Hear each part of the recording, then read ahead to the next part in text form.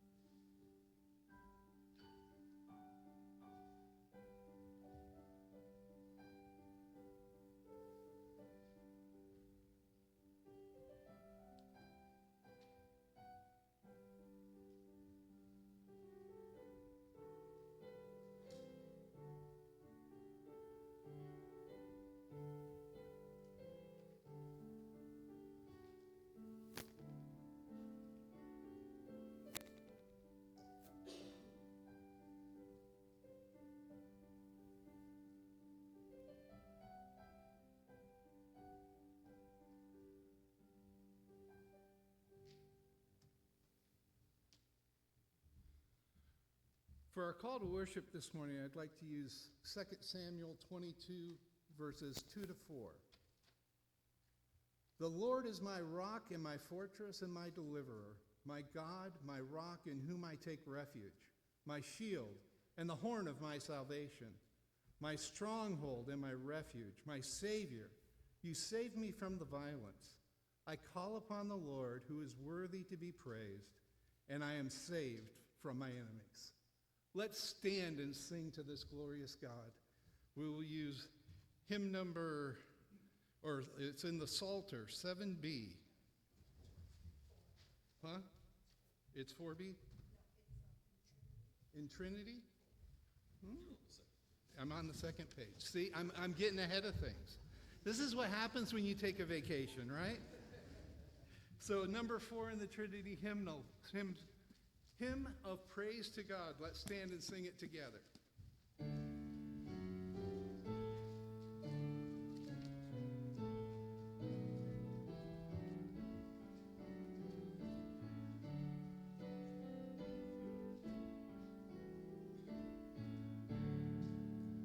All praise to God who reigns above, the God of all creation, the God of wonder.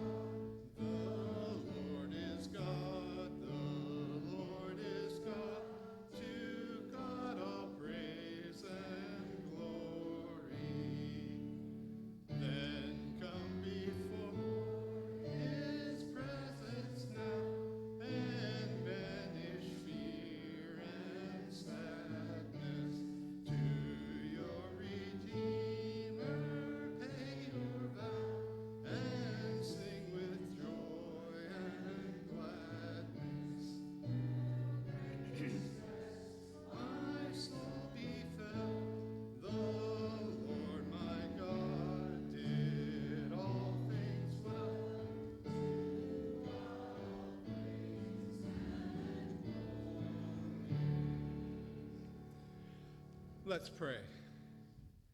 Dear Heavenly Father, we do thank you that you, who created all, who breathed life into everything, have called us into this place to honor and worship you. Father, we know we've done nothing to deserve this, but we do ask that this worship would be acceptable in your sight. We thank you for all the blessings that you have given to us, for all the teachings that you give us through your word, but most of all, the teachings of your Son as he taught us to pray, saying, Our Father, who art in heaven, hallowed be thy name. Thy kingdom come, thy will be done, on earth as it is in heaven. Give us this day our daily bread, and forgive us our debts, as we forgive our debtors. And lead us not into temptation, but deliver us from evil. For thine is the kingdom, and the power, and the glory forever. Amen. You may be seated. For our confession of sin, I will read it as we have it in the bulletin. There is no one righteous, not even one. There is no one who understands. There is no one who seeks God. All have turned away, and all have together become worthless. There is no one who does good, not even one. Their throats are open graves, their tongues practice deceit. The poison of vipers is on their lips. Their mouths are full of cursing and bitterness. Their feet are swift to shed blood. Ruin and misery mark their ways, and the way of peace they do not know. There is no fear of God before their eyes. Now we know that whatever the law says, it says to those who are under the law, so that every mouth may be silenced, and the whole world held accountable to God. Therefore, no one will be declared righteous in God's sight by the works of the law. Rather, through the law, we become conscious of our sins. Let's take a few minutes to silently confess our sins before our God.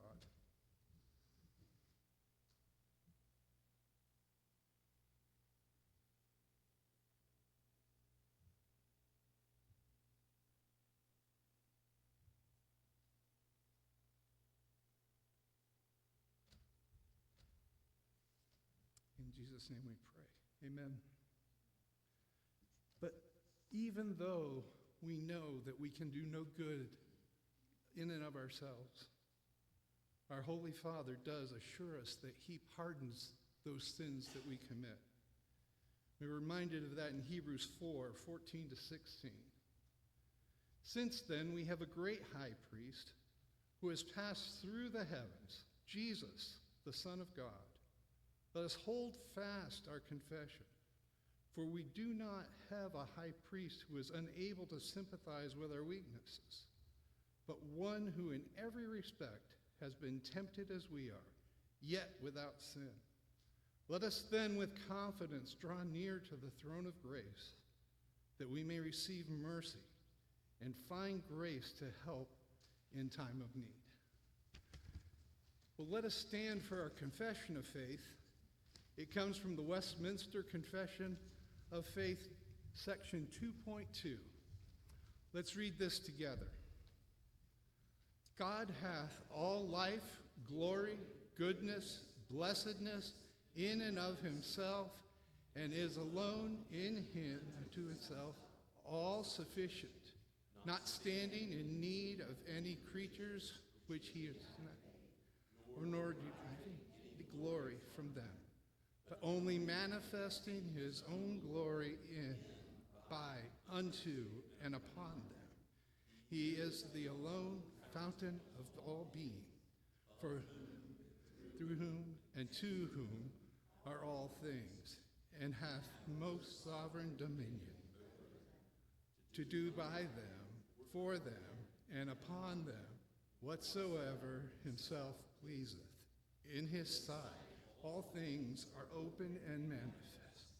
His knowledge is infinite, infallible, and independent upon the creature, so as nothing. He is most holy in all his counsels, in all his works, and in all his commands. To him is due from angels and men and every other creature whatsoever worship, service, or obedience he is pleased to require of them. You may be seated. And if the children will come forward for the children's sermon.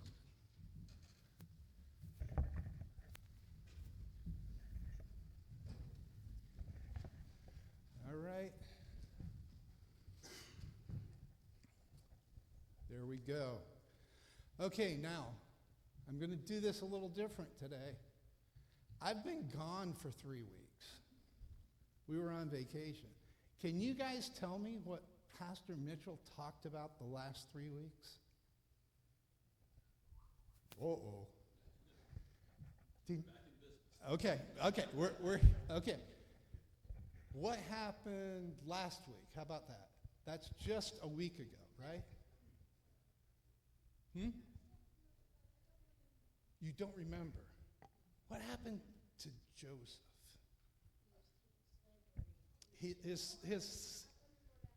You remember that part? Yeah. That was not a really good part that his brothers did, was it? What I want you to think about is all the things that have happened the last 3 weeks. This week, I want you to listen really closely. There's an account of what happened to Judah and his family. And I want you to listen about how many times it says in there they displeased God. They did what was wrong in God's sight. But I also want you to listen at the end. Because at the end, it's done the right way. The outcome is right, even though what Judah did and had his family do was wrong. We always want to remember that God asks us to do what he asks us to do, and we should do that. But do you know what? It doesn't matter, because what God wants done, it will happen. Let's pray. Dear Heavenly Father, we do thank you. We thank you that you use us. But we also know that whatever happens according to your will. That we only have a part in it by how you use us. Lord, we do ask you that you would use us and that you would make us more and more obedient to you. In Jesus' name we pray. Amen.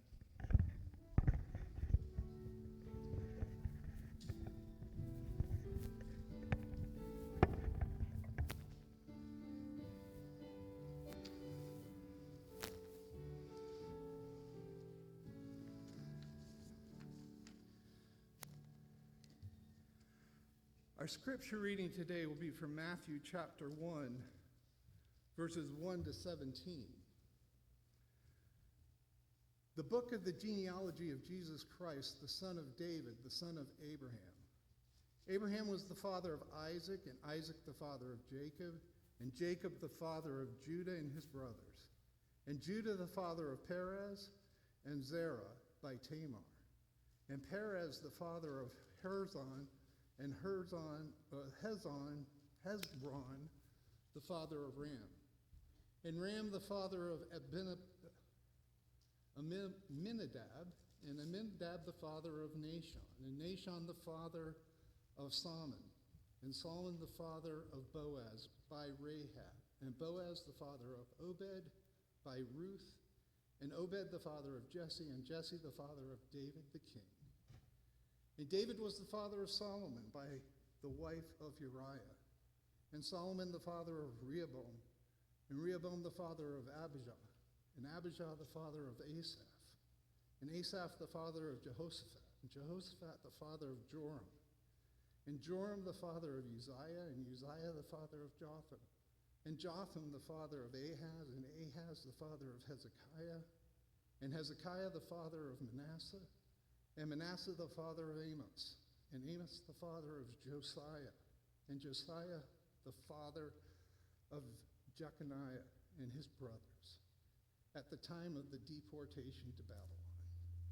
After the deportation to Babylon, Jeconiah was the father of Shealtiel, and Shealtiel the father of Zerubbabel, and Zerubbabel the father of Abud, and Abiud the father of Eliakim, and Eliakim the father of Azor, and Azor the father of Zadok, and Zadok the father of Achium, and Achium the father of Eliud, and Eliud the father of Eleazar, and Eleazar the father of Mattan, and Mattan the father of Jacob, and Jacob the father of Joseph, the husband of Mary, of whom Jesus was born, who is called the Christ.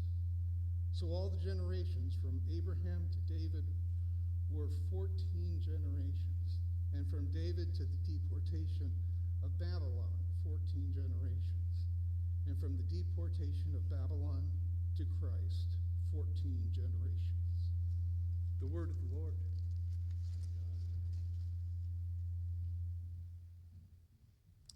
Thank you, Elder Joel, and I promise I did not give you that list of names to torture you after your vacation. You were missed, and I'm glad that the kids have you back for the children's sermon. But of course, it's going to come into play as we look at Genesis chapter 38 today, as we see how, yes, sinful people make it into the line of Jesus Christ, the Messiah. Let's go to our great God once again in prayer. Almighty God, Heavenly Father, Lord Jesus Christ, Holy Spirit, we bow before you as the great creator of all things, who spoke all things into existence by the word of your power. And we also come to you as our Redeemer, the one in whom righteousness is found. You are good, and you alone are good, God. You have given us righteousness in your Son, the Lord Jesus Christ, in his atonement for sin, to cover our iniquities and to pay the cost we could not pay, and to live a righteous life that we could not live. So we come with thanksgiving for how he is our propitiation, and not ours only, but for those the world over, from every nation, tongue, and tribe who believe in him. We ask, Lord, that your word would go out with power and authority today, that it would not return void, but accomplish your purposes here, bringing to faith and building up in the faith, but also around the world. We think of those who have given up so much to go to far corners of the earth and to bring the gospel in settings which are unfamiliar and difficult. We pray for the seed ministry in Africa, and we pray specifically for the Goodmans in Uganda and for Lee Shelnut in Rwanda. We pray for the Cottons. Lord, we ask that you would bless the ministry of the gospel in Spain and continue to lift up the work in Toledo. We ask, Father, that you would bless the various works in Bridge Europe. We pray for the Ahlers and their new work in Germany. We ask, Lord, that you would be pleased to use the hospital in Sahiwal, Pakistan for your glory in bringing deeds of love and mercy in a practical way, along with the good news of the gospel as it is proclaimed by doctors and nurses and those on staff there. We pray for the Ackermans in their ministry.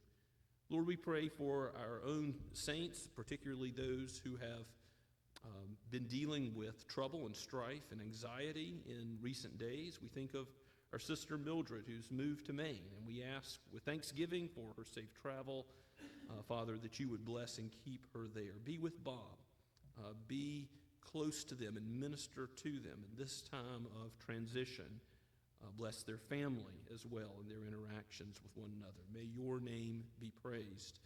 Father, we pray for husbands and wives, that you would give them a sweet spirit of unity in the gospel and the kingdom focus that you have called them to as your disciples. We pray that you would give them wisdom as they raise children in the nurture and admonition of you, if that is their calling.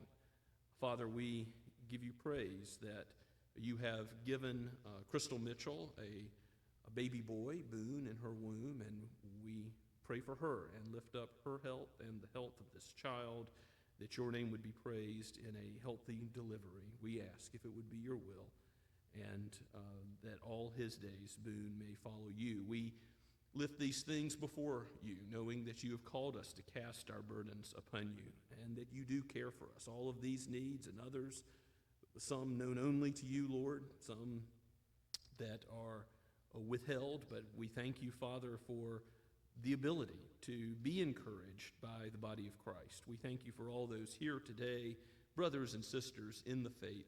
We have not been left to live the Christian life alone, but you have given us a family indeed, and for that we are thankful. How sweet it is to be in the unity of your people. Give us that unity and love for one another all the more, that it may overflow with hospitality to others, that they may long for and desire and see the sort of community that we have at Scots Kirk on the Lord's Day and through the week, that your name would be praised in it, and you would call all those who are your sheep. Father, we lift up these things, asking your blessing on the way your word is ministered in the church to the children in Sunday school, to the adults, to the teenagers as they gather for youth group tonight. And all these things, we ask that you would bless your word. May it be that in which we trust for your Holy Spirit to use to change us. Do not allow us to leave as we have entered, but may your Spirit prick our hearts and use your word mightily today. Rebuke us, correct us where needed, train us in righteousness, show us the way everlasting in which we should walk for the praise of your glorious name. We ask all this in Jesus' name, our Savior, our prophet, our priest, and our King. Amen. And let us praise the Lord once again, this time singing from the Psalter, Psalter 7b, God is my shield. Let's stand as we sing.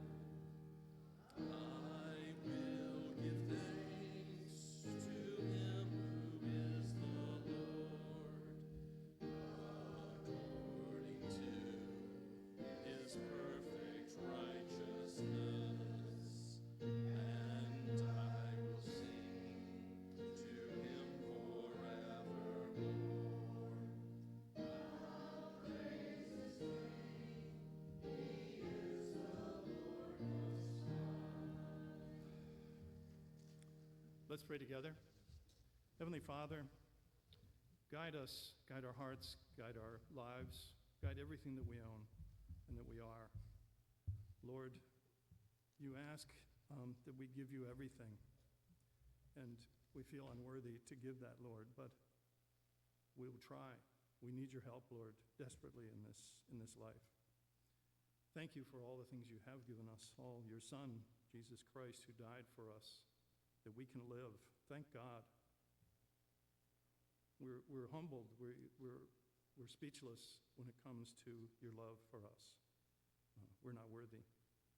Lord, we thank you again for all the things you've given us, and we ask you to accept this pittance that we're going to give today to your glory and to your honor. Amen. Please be seated.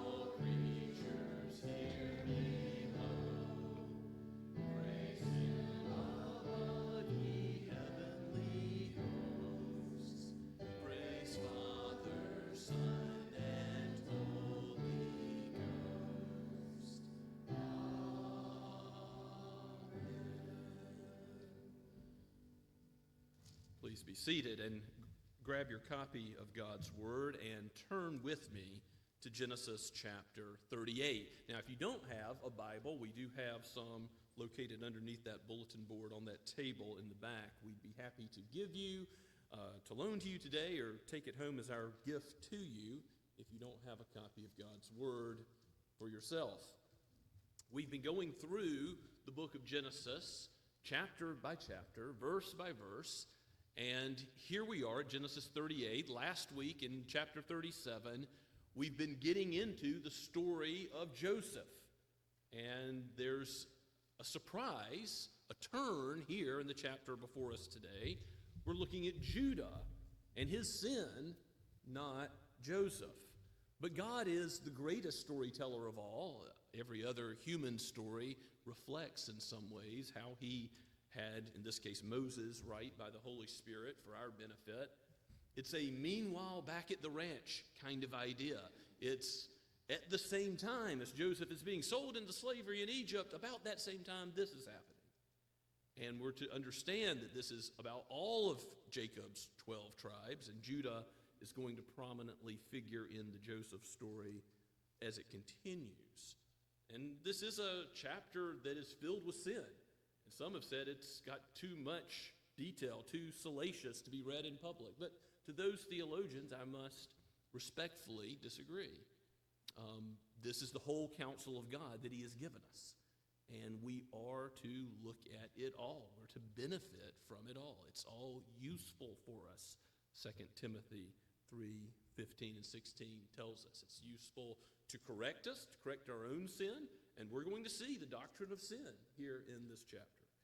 And it's useful to train us in righteousness, to point us to Christ, the one who delivers from sin, and by his word shows us the way in which we are to live. So let's give our attention to God's word as he's given it for us today, again by the pen of Moses, breathed out by the Holy Spirit for each of us. Genesis 38 at verse 1. It happened at that time that Judah went down from his brothers and turned aside to a certain Adullamite whose name was Hirah. There Judah saw the daughter of a certain Canaanite whose name was Shua. He took her and went into her, and she conceived and bore a son. And he called his name She conceived again and bore a son, and she called his name Onan. Yet again she bore a son, and she called his name Shelah. Judah was in Chezib when she bore him. And Judah took a wife for his firstborn, and her name was Tamar.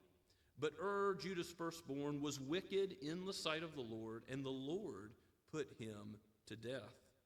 Then Judah said to Onan, "Go in to your brother's wife, and perform the duty of a brother-in-law to her, and raise up offspring for your brother." But Onan knew that the offspring would not be his. So whenever he went into his brother's wife, he would waste the semen on the ground so as not to give offspring to his brother. And what he did was wicked in the sight of the Lord, and he put him to death also. Then Judah said to Tamar, his daughter-in-law, "Remain a widow in your father's house till Shelah my son grows up," for he feared that he would die like his brothers. So Tamar went and remained in her father's house. In the course of time, the wife of Judah, Shuah's daughter, died. When Judah was comforted, he went up to Timnah to his sheep shearers, he and his friend Hira the Adulamite. And when Tamar was told, "Your father-in-law is going up to Timnah to shear his sheep," she took off her widow's garments and covered herself with a veil, wrapping herself up, and sat at the entrance to Anaim, which is on the road to Timnah. For she saw that Shelah was grown up, and she had not been given to him in marriage. When Judah saw her, he thought that she was a prostitute, for she had covered her face. He turned to her at the roadside and said, "Come, let me come in to you." For he did not know that she was his daughter-in-law. She said, "What will you give me that you may come into me?" He answered, "I will send you a young goat from the flock." And she said, "If you give me a pledge until you send it." He said, "What pledge shall I give you?" She replied, "Your signet and your cord and your staff that is in your hand." So he gave them to her and went in to her, and she conceived by him. Then she arose and went away. Taking off her veil, she put on the garments of her widowhood. When Judah sent the young goat by his friend the Adulamite to take back the pledge from the woman's hand, he did not find her. And he asked the men of the place, "Where is the cult prostitute who was at Anaim at the roadside?" And they said, "No cult prostitute has been here." So he returned to Judah and said, "I have not found her." Also the men of the place said, "No cult prostitute has been here." And Judah replied, "Let her keep the things as her own, or we shall be laughed at. You see, I sent this young goat, and you did not find her." About 3 months later, Judah was told, "Tamar, your daughter-in-law, has been immoral. Moreover, she is pregnant by immorality." And Judah said, "Bring her out and let her be burned."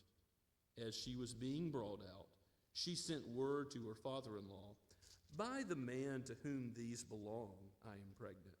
And she said, "Please identify whose these are, the signet and the cord and the staff."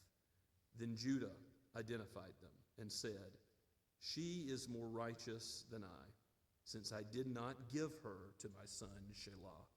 And he did not know her again. When the time of her labor came, there were twins in her womb, and when she was in labor, one put out a hand, and the midwife took and tied a scarlet thread on his hand, saying, "This one came out first." But as he drew back his hand, behold, his brother came out, and she said, "What a breach you have made for yourself." Therefore his name was called Perez. Afterward, his brother came out with the scarlet thread on his hand, and his name was called Zerah. Let us pray and ask for God's help.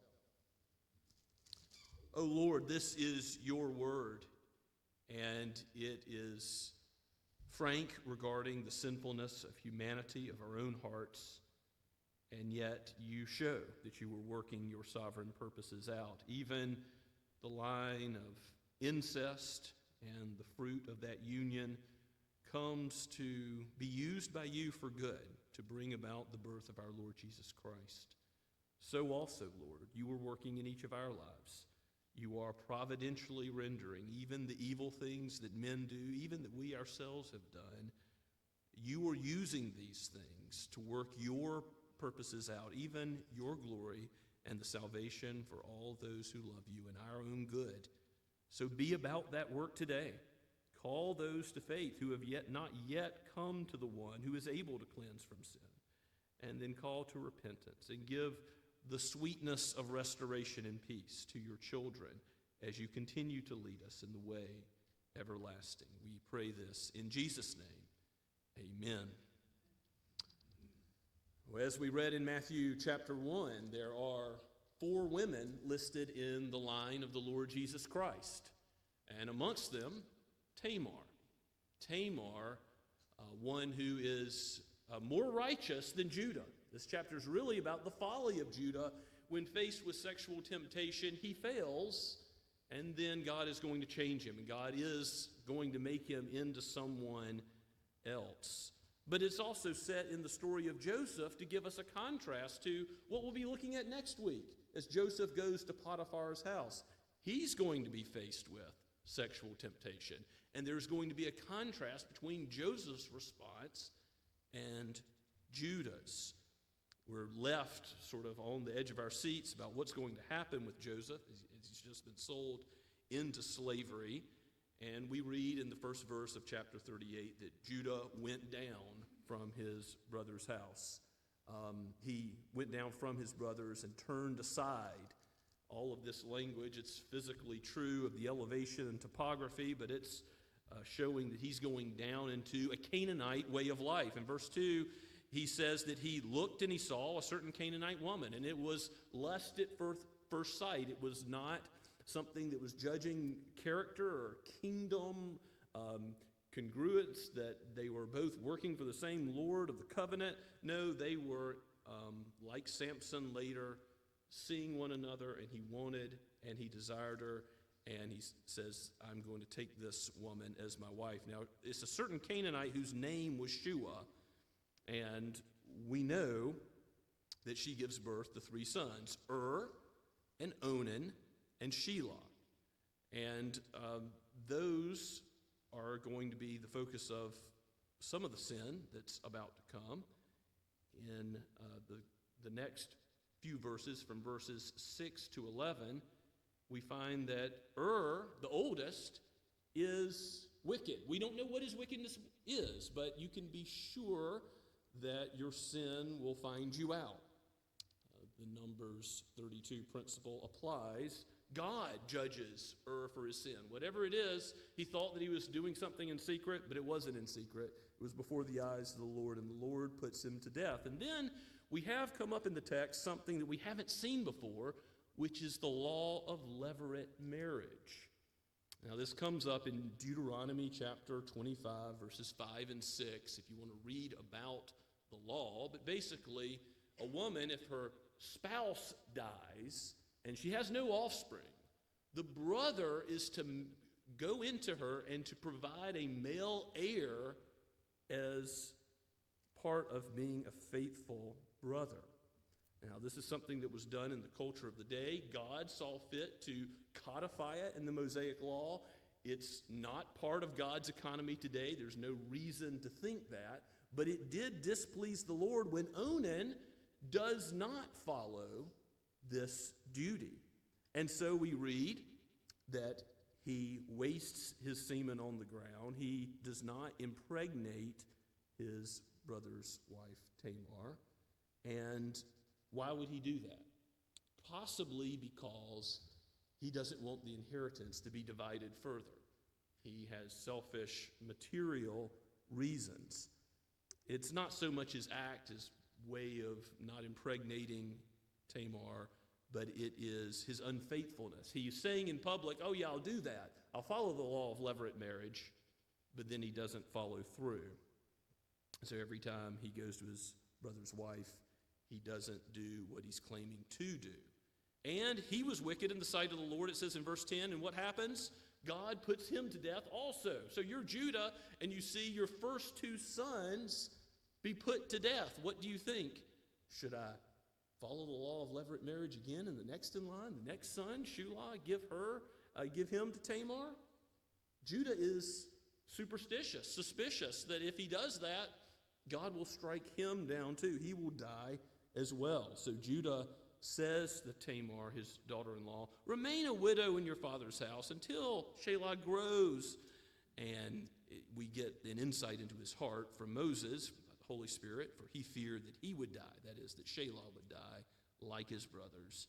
And so Tamar does what Judah says. She remains in her father's house, and she's waiting for the time where Judah will be faithful to what? His promise, his word, and give Shelah to her. And you have to appreciate, in the ancient Near East, this is a very vulnerable position for a woman to be in, to have no one to care for them, and for her to be in her father's house for a limited amount of time would have been a burden, and yet Judah has promised there's relief on the way. And we read in verse 12, in the course of time, Judah, Shua's daughter, died. We know from 1 Chronicles 2:3 that Shua's daughter, Bathsheba, that's literally what the name is in Hebrew, that she was not named here, but certainly when Judah was mourning for her, he was more susceptible to sin. The circumstances were right. And he goes in the time of the sheep shearing, he goes and he lives like a Canaanite. He's already taken a Canaanite wife, remember. He's done what he wanted to based on physical appearances and attraction, not based on the covenant of God and kingdom priorities. He is now mourning the loss of his wife, and he goes up to engage in a time where he is vulnerable to the sheep shearing. And this is where Tamar hears of it, and she comes up with a plan. In verse 14, she takes off her widow's garments. Apparently there would be a regular set of clothing that you would wear in perpetuity when you're a widow, so that others would know you're in mourning for your husband who's died. And she instead dresses herself as a prostitute. She wraps herself up in a veil, and she sits at the entrance to Anaim on the road to Timnah, where Judah's going to pass by, and she knows that he might be susceptible to this trap of sexual temptation. And we read in verse 15, that's exactly what happens. When Judah saw her, he thought she was a prostitute. The ruse worked, for she had covered her face. And he says, come, let me come inside of you. He propositions her for sex. And ultimately, she says back, what will you give me? What is the price of the prostitute? And he says, I will send you a young goat. And she says, well, since you don't have that with you, how about a pledge? And he says, he'll give these things that any upstanding person had, a signet and a cord and a staff. And we should think this is like your driver's license and your passport. This is personal identification, as these things would be engraved with your own seal, and you'd roll it over the clay of a contract, carrying a cord around your neck. These things said they belonged to Judah and no one else. So Judah, in handing them over, has handed over some pretty valuable personal items. And when he's ready to send the goat to make his payment, we know that they did copulate, and she is pregnant by Judah. So we have incest. We have a great immorality that Judah thinks has taken place in a dark corner. No one has seen. No one has heard. But that's not how it is it? God is the judger of all things, all secret sin. God has already shown that sin is serious. Does he hate sin with a holy hatred? Yes. Has he judged sin in Ur? Yes. He put him to death for his wickedness. And then in Onan, he's put him to death for his wickedness. So Judah is wrong to be so cavalier and to think the God who created all things will not see, that sin will not find him out. The Adulamite goes back and to take the pledge to the woman. They figure her to be a cult prostitute, but then they go and they ask, hey, where's the cult prostitute that's here at Anaim at the roadside? And nobody says they've seen anyone who's a cult prostitute who's regularly there. And this will be a problem for Israel interacting with the Canaanites for years to come. Ritual prostitution. in league with Canaanite fertility rituals. This is something that afflicted Israel in the days to come. But here, there's no prostitute to be found, and so the payment can't be made. And what does Judah do? He says, well, maybe we shouldn't worry about it. We might become a laughingstock. He doesn't want to be found out, so he gives up the search. And in verse 24, 3 months later, he hears that Tamar, your daughter-in-law, has been immoral. And he doesn't know it was Tamar that he had personally interacted with that day. And so what does he do? Like King David, when Nathan comes to him, he says, oh yeah, I would do justice. Put her to death. Bring her out to burn her. And here's this woman in this very vulnerable situation. Yes, she's tricking Judah, but it is true that Judah has the more heinous sin. And as she is brought out, she shows, here's the signet ring and the cord and the staff of the one who has made me pregnant, verse 25. And just please identify who these are. And here's Judah in the seat of judge who gets to say, those belong to me. He says, those are mine. And his sin is exposed in the light of day. And as he identifies the objects, he says, she is more righteous than I. Is that true? Since I did not give her to my son, Shelah. He made a promise, he didn't keep it. That had a real effect on this woman's life. And he did not know her again. We get the first hint that there's repentance. Because what does repentance look like? Turning away from sin. We have an indication if Judah knew it was his daughter-in-law, he would have never committed the sin. But now that he does know, he is abhorring the immorality. He's admitting what he's done and turning from it. And we'll see how his character, how his person develops in the course of Genesis as Jacob gathers all the 12 tribes around his bed at his death. Judah will be given a scepter, rule, reign forever. Because ultimately, the Lord Jesus Christ, the King of Kings, is going to proceed from this, yes, the sordid tale, but it's not here to give us some racy segment in the Joseph story. It's here to tell us that you, sinners, are in the redemptive story of God. And here is what God is doing with, yes, a wicked man like Judah. Here is what God is doing to work his purposes out. Remember how he chose the lesser Jacob instead of Esau, the firstborn? Well, now again with the fruit of Tamar's womb that came about by incest in verses 27 through 30, we have the hand of the older coming out. It's identified and marked, and then it's the second child, Perez, who will be called by God and given the line of the Messiah, not Zerah, the older, not what we would expect. God again turning the tables. Does God hate sin? Yes. But does God use even the sinful actions of men to work out his salvific purposes? He does. When King Solomon is warning his son to avoid adultery, in Proverbs chapter 5, he gives all the good reasons why you should drink water from your own well, how you should delight in the wife that God has given you in your youth. And in Proverbs 5, verse 20, Solomon writes, why should you be intoxicated, my son, with a forbidden woman and embrace the bosom of an adulteress? Well, that's just what Judah did in a pinch, in mourning for his lost wife. And then look at the logic that King Solomon gives in verse 21. For a man's ways are before the eyes of the Lord, and he ponders all of his paths.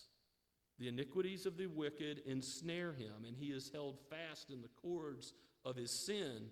He dies for lack of discipline, and because of his great folly, he is led astray.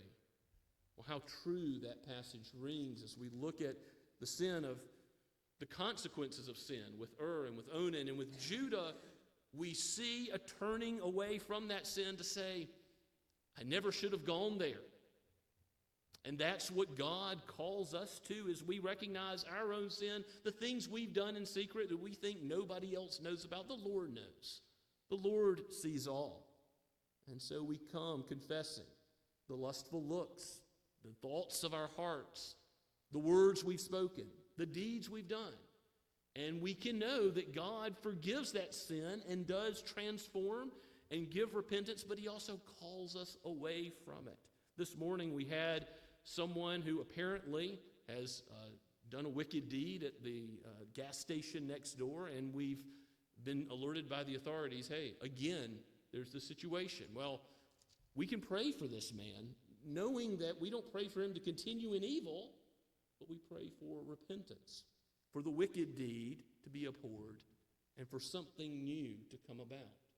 That's what God would have us pray for, not only others amongst his people, but ourselves.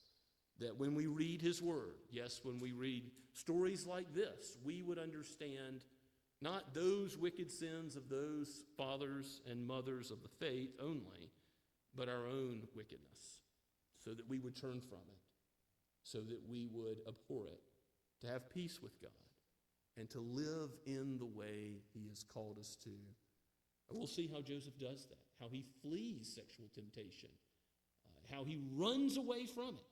Oh, would God give us the grace to act in a way like that and to avoid much of the heartache that comes when sin does find us out if we linger in it. Let's pray together. Father, we thank you for your faithfulness, your mercies which are new every morning. We thank you for how you are sovereign over even the deepest, darkest secrets that we have, and you use them for good. You forgive the sin of wicked men. Pierce our hearts. Give us that sort of repentance that also hates sin as you do. And give us a heart which longs to glorify you, to love you, to do what your law says, and to delight in your goodness. We pray in Jesus' name, the only one who is good. Amen. And let us respond to God's word today by singing together from the Blue Book, number 40, Our God Will Go Before Us.